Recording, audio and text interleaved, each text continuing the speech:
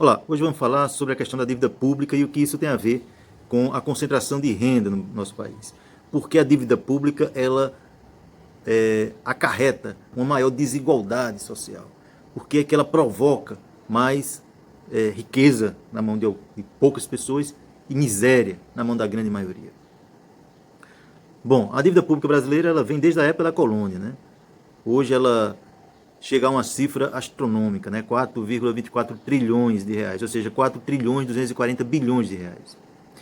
Vamos tentar entender um pouco historicamente essa dívida partindo da década de 60, né?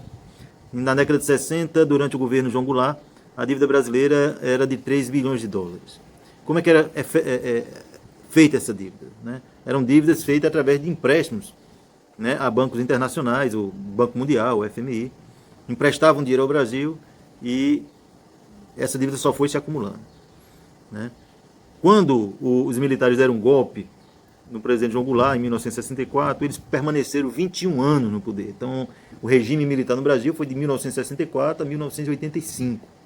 Durante esses 21 anos, a dívida pública brasileira cresceu 41 vezes, ou seja, ela passou de 3 bilhões para 123 bilhões de dólares. Um crescimento astronômico, né? De lá para cá, de 1985 para cá, essa dívida só veio crescendo. E foi paga, né, essa dívida externa, a dívida que era feita a partir de aquisição de empréstimos a bancos internacionais, essa dívida externa, ela foi paga durante o governo Lula, né? E o Lula se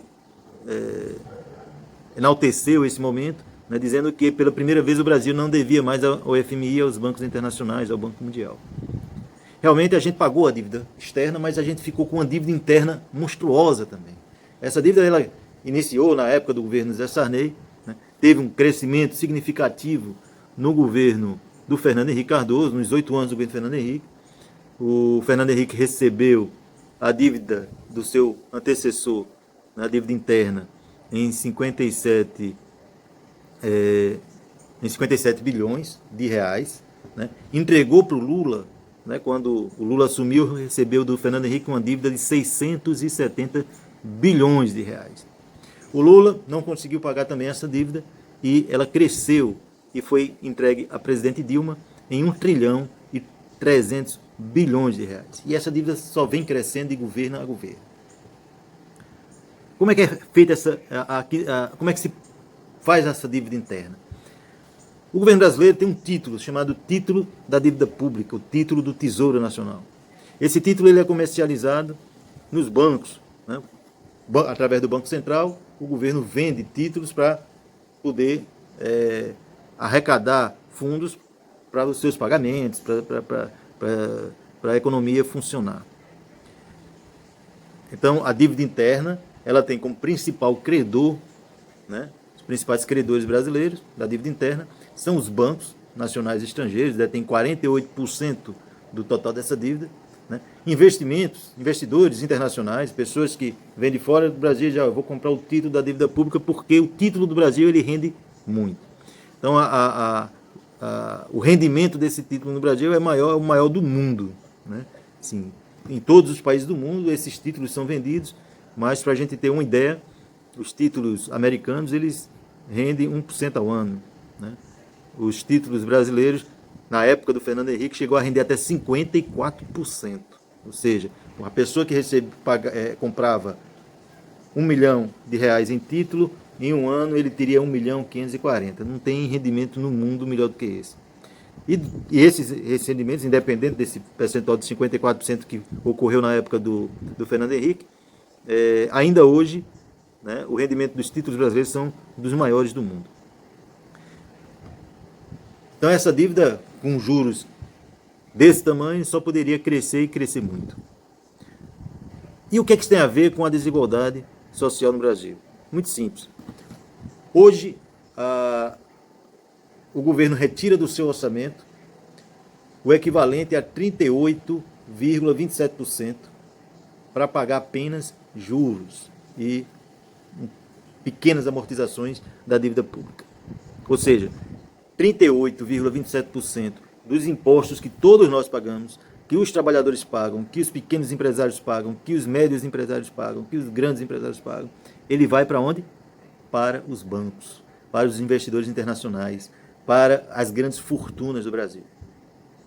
Então, se eu pego o dinheiro dos impostos que toda a população pagou e entrego para uma minoria, o que é que acontece? Acontece que essa minoria vai ficar cada vez mais rica.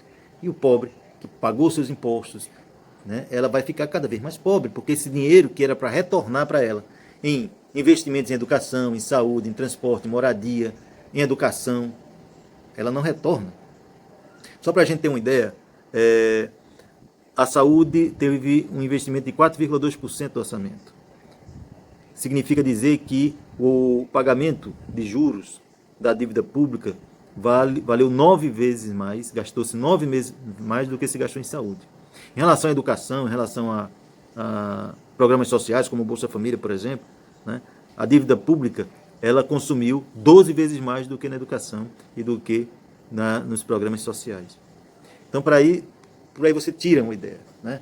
Quer dizer, a necessidade, né, que nós temos ainda de investir muito na saúde, e a pandemia do coronavírus está demonstrando a nossa fragilidade, né? Poderia ter sido resolvido se a gente tivesse tido coragem de enfrentar essa questão da dívida pública e de investir mais em educação, em saúde, em ciência e tecnologia, em saneamento básico, em estradas, em ferrovias, na infraestrutura do país. E dinheiro tem, só que ele está sendo canalizado, ele está indo para o ralo, né, e sendo entregue às grandes fortunas, para que elas fiquem ainda mais ricas, mais poderosas no nosso país. Mas você poderia me dizer o seguinte, mas se o Brasil pegou emprestado, se o Brasil vendeu o título, a culpa é do Brasil. Né? E não tem nada, ele tem que pagar as suas contas, ele tem que honrar os seus compromissos. É verdade. Né? A questão é, será que esses compromissos, será que essa dívida realmente ela é legal? Ela é legítima? Né? Para isso, para que a gente saiba disso, a gente precisa fazer uma coisa que está na Constituição brasileira e que nunca foi feita.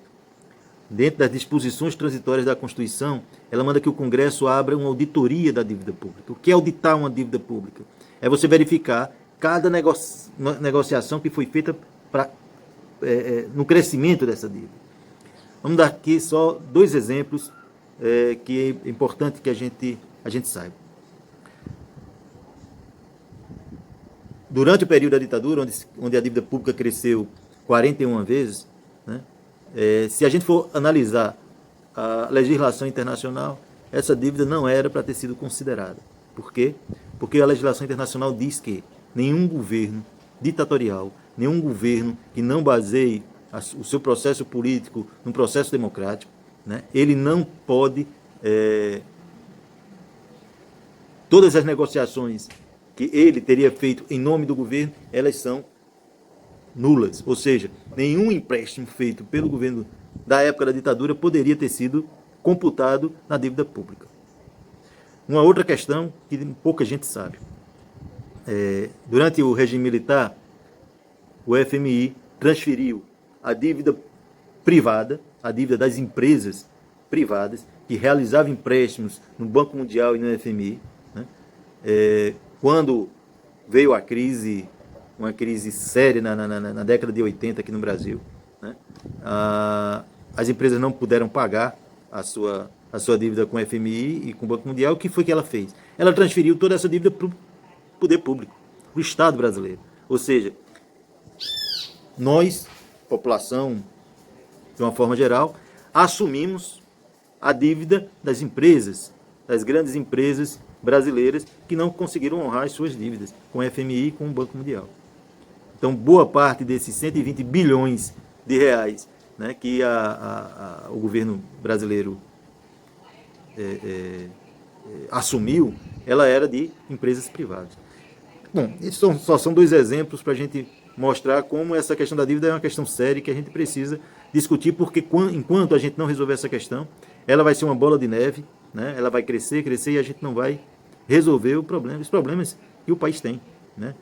Então, toda vez que se fala em resolver o problema do endividamento público, né, ninguém fala sobre a questão da dívida pública porque é o dinheiro dos bancos, mas fala em cortar benefícios dos trabalhadores, em cortar direitos trabalhistas e previdenciários, né? E os cortes sempre caem nas costas do mais fraco, né? Dos trabalhadores, do povo mais pobre desse país. Então, é preciso auditar essa dívida e mais, é preciso suspender o pagamento desses encargos, né? Os banqueiros não vão ficar mais pobres, né? Se eles deixarem de receber os juros e os encargos durante um período para que o país possa realmente sair dessa crise que ele certamente vai aumentar e muito depois da pandemia do coronavírus. Então é importante que a gente saiba disso, porque esse governo que está aí, ele vai tentar colocar o ônus da crise mais uma vez nas costas dos trabalhadores. Ele vai tentar cortar mais direitos trabalhistas, ele vai entregar, como está fazendo agora, né? A nossa dívida vai crescer rapidamente, de 4 trilhões para 5 trilhões, porque o governo está entregando de mão beijada para os banqueiros mais de 1 trilhão de reais. E esse 1 trilhão de reais ele vai captar através da venda do título, né, da dívida pública, do Tesouro Nacional, e vai aumentar ainda mais a nossa dívida pública. É dessa forma, né?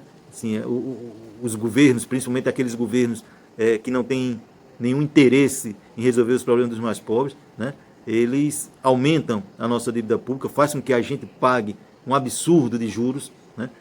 Entregando o dinheiro do povo para os mais ricos, entregando dinheiro do povo para os bancos, com a simples alegação de que é através dos bancos que o capital vai circular para as empresas. E a gente sabe que isso não vai acontecer. Então, é importante, né, que a gente tenha essa compreensão, para que a gente não seja mais uma vez enganado, né? Enganado por esse governo e pela imprensa, que não toca na questão da dívida pública, porque sabe que é tocar nos interesses dos mais ricos desse país.